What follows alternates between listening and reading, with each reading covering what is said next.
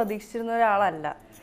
ഞാൻ എൻ്റെ 12ാം ക്ലാസ് കഴിഞ്ഞ് എൻജിനീയറിംഗ് ഡിഗ്രിക്ക് ചേർന്ന് അങ്ങനെ ഒരു പഠിത്തത്തിൻ്റെ ലൈനിൽ ട്രാക്കിൽ കറക്റ്റായിട്ട് മൂവ് ചെയ്തുകൊണ്ടിരിക്കുകയായിരുന്നു.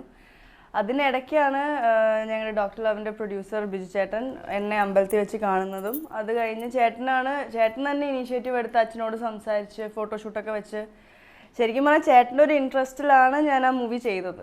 അല്ലെങ്കിൽ ഒരിക്കലും ഞാൻ ഈ ഡിഗ്രി കഴിയുന്നത് വരെ, അറ്റ്ലീസ്റ്റ് ഡിഗ്രി കഴിയുന്നത് വരെ ഞാൻ മൂവിയെക്കുറിച്ച് ഒരിക്കലും ആലോചിക്കില്ലായിരുന്നു.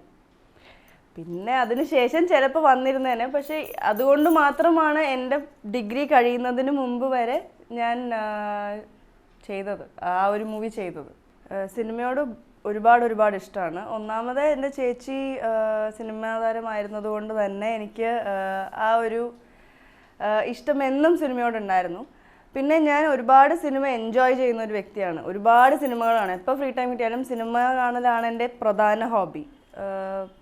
പിന്നെ ചേച്ചി മൂവീസിലായിരുന്നത് കൊണ്ട് എനിക്കറിയാം എത്രത്തോളം കഷ്ടപ്പാട് അതിൻ്റെ പിന്നിലുണ്ടെന്നും എത്രത്തോളം ഹാർഡ് വർക്ക് ഉണ്ടെന്നും അതിൻ്റെ ഒരു കലാമൂല്യം എന്താണെന്നും ഞാൻ ചെറുപ്പം തൊട്ടേ എനിക്കറിയായിരുന്നു. അതുകൊണ്ട് തന്നെ എനിക്ക് അതിനോടൊരു താല്പര്യം ഉണ്ടായിരുന്നു.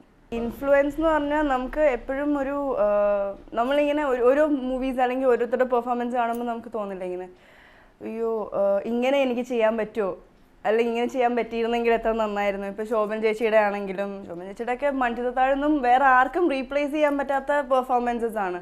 അല്ലെങ്കിൽ ഉർവശി ചേച്ചി, രേവതി മാം, അങ്ങനെ ഒരുപാട് സൂപ്പർ ആക്ട്രസസ് നമ്മുടെ മലയാളത്തിലുണ്ട്. അതുകൊണ്ട് അങ്ങനെ ഒരു ആരാധന എനിക്ക് പലരോടും തോന്നിയിട്ടുണ്ട്. 2-3 മൂവീസ് എനിക്ക് എൻ്റെ പേഴ്സണൽ ഫേവറേറ്റ്സ് ആണ്. അതിൽ ഏറ്റവും ഫസ്റ്റ് പൊസിഷൻ ഞാൻ കൊടുത്തിരിക്കുന്ന ഉസ്താദിനാണ്. ആ ക്യാരക്ടർ എനിക്ക് ഭയങ്കര ഇഷ്ടമാണ്. പ്ലസ് ലാലേട്ടൻ്റെ കൂടെയുള്ള ആ ഒരു ബ്രദർ സിസ്റ്റർ റിലേഷൻഷിപ്പ് എനിക്ക് ഭയങ്കര ഇഷ്ടമാണ്. സെക്കൻഡ് എനിക്ക് പ്രണയവർണ്ണങ്ങൾ ഇഷ്ടമാണ്. അതിൽ എനിക്ക് തോന്നുന്നു മഞ്ജു ചേച്ചിയും എൻ്റെ ചേച്ചിയുമായിട്ടുള്ള ഒരു കോമ്പിനേഷൻ പ്ലസ് അതിൻ്റെ സ്റ്റോറി, ആ ഒരു ഫ്രണ്ട്ഷിപ്പിൻ്റെ സ്റ്റോറി, അത് വളരെ നന്നായിരുന്നു. Plus finally Aakashaganga. അത് എൻ്റെ ചേച്ചിക്ക് എന്താ പറയുക, ആ ഒരു ക്യാരക്ടർ അല്ലെങ്കിൽ ആ ഒരു മൂവി മൊത്തത്തിൽ ആ ടൈമിലുണ്ടായിരുന്ന ഹൊറർ മൂവീസിൽ ഏറ്റവും സക്സസ്ഫുൾ ആയിരുന്ന ഒരു മൂവി എന്ന് നമുക്ക് പറയാം. ആ മൂവി അതെനിക്ക് ഒരുപാട് ഇഷ്ടമാണ്. മാതൃഭൂമി അവാർഡ് ഭയങ്കര അൺഎക്സ്പെക്റ്റഡ് ആയിരുന്നു. ഒരിക്കലും ഞാൻ പ്രതീക്ഷിച്ചിരുന്നില്ല ഒരു ന്യൂ ഫേസ് അവാർഡ് കിട്ടുമെന്ന്. പക്ഷെ മാതൃഭൂമിയുടെ അവാർഡ് എനിക്ക് ഭയങ്കര ഒരു എൻകറേജ്മെൻ്റ് ആയിരുന്നു. പ്ലസ് അതെനിക്ക് തന്നത് ലാലു അലക്സ് അങ്കിളാണ്. ലാലു അങ്കിൾ ആണെങ്കിലും വളരെ പോസിറ്റീവായിട്ടൊരു പോസിറ്റീവ് എനർജി ആയിരുന്നു ആ അവാർഡ്. സത്യം പറഞ്ഞു കഴിഞ്ഞാൽ ഒരു ഭയങ്കര ഒരു എൻകറേജ്മെൻ്റ് ആയിരുന്നു. ഇനിയും മൂവീസ് ചെയ്യണം എന്ന് ഞാൻ അതുവരെ ഞാൻ ആലോചിച്ചിരുന്നില്ല സത്യം പറഞ്ഞാൽ. പക്ഷെ അതിനുശേഷം ഇത് കൊള്ളാലോ, നമുക്കൊന്ന് ശ്രമിച്ചാലോ. സിനിമ ചെയ്യാം എന്നുള്ളൊരു ധൈര്യം, പഠിക്കാം, അല്ലെങ്കിൽ ഇനിയിപ്പോൾ എനിക്ക് അഭിനയിക്കാൻ അറിയില്ലെങ്കിൽ അതിനിയും പഠിക്കാം, ശ്രമിക്കാം എന്നുള്ള ഒരു എൻ്റെ വീട്ടുകാരുടെയും ഒരു സപ്പോർട്ടുണ്ടല്ലോ. എനിക്കിപ്പോൾ സിനിമയിൽ അഭിനയിക്കണമെന്ന് ഞാൻ തീരുമാനിച്ചാലും എൻ്റെ വീട്ടുകാരുടെ ഒരു സപ്പോർട്ട്, അല്ലെങ്കിൽ അവർ പറയുകയാണ് നീ ഇനി ചെയ്യണ്ട എന്ന് പറഞ്ഞിട്ട് ഞാൻ ചെയ്യാൻ തീരുമാനിച്ചാൽ അതിൽ എനിക്കൊരിക്കലും സക്സീഡ് ചെയ്യാൻ പറ്റില്ല. പക്ഷേ എൻ്റെ കൂടെ നിൽക്കുന്ന പാരൻസ് ആണ് എനിക്ക്. എൻ്റെ ചേച്ചിയാണെങ്കിലും എൻ്റെ അച്ഛനും അമ്മയാണെങ്കിലും എൻ്റെ ഡിസിഷൻ എന്താണോ, അല്ലെങ്കിൽ എനിക്കിപ്പോൾ സിനിമയിൽ അഭിനയിക്കണം എന്നാണ് ഇപ്പോൾ ആഗ്രഹം എന്നുണ്ടെങ്കിൽ ഓക്കെ നീ അത് ട്രൈ ചെയ്തോളൂ, ഞങ്ങൾ ഹെൽപ്പ് ചെയ്യാം, നിനക്ക് വേണ്ട സൗകര്യങ്ങൾ ഞങ്ങൾ ചെയ്തു തരാം, അല്ലെങ്കിൽ നിനക്ക് പഠിക്കണമെങ്കിൽ, അങ്ങനത്തെ ഒരു ഫാമിലി എനിക്കുണ്ട്.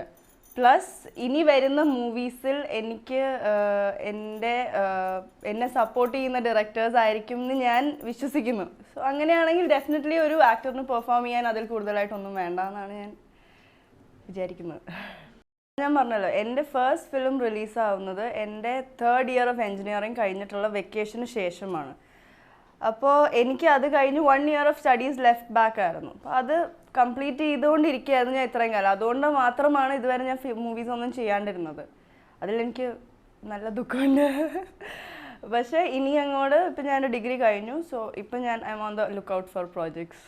ചേച്ചി ശരിക്കും പറഞ്ഞാൽ എൻ്റെ ഒരു അമ്മയെ പോലെ തന്നെയാണ്. ഞങ്ങൾ തമ്മിൽ കുറച്ച് ഏജ് ഡിഫറൻസ് ഉണ്ട്. സോ എപ്പോഴും ചേച്ചിയോടൊരു അഭിപ്രായം ചോദിച്ചു കഴിഞ്ഞാൽ ചേച്ചിയുടെ കയ്യിൽ നിന്ന് കിട്ടുന്ന ഒരു റെസ്പോൺസും എൻ്റെ അമ്മയുടെ കയ്യിൽ നിന്ന് കിട്ടുന്ന റെസ്പോൺസും വളരെ സിമിലർ ആയിരിക്കും. അത്രയ്ക്കും ഒരു മദർലി എഫെക്ഷനാണ് ചേച്ചിക്ക് എന്നോട്. ആ ഒരു ഏജ് ഡിഫറൻസ് ഉള്ളതുകൊണ്ട് തന്നെ ഇപ്പം എന്തെങ്കിലും എനിക്കൊരു കൺഫ്യൂഷൻ വരികയാണെങ്കിൽ, അല്ലെങ്കിൽ ശരിക്കും എനിക്ക് റിലയബിൾ ആയിട്ട് ഒരു അഭിപ്രായം ചോദിക്കാൻ പറ്റുന്ന ഒരു വ്യക്തിയാണ് എൻ്റെ ചേച്ചി.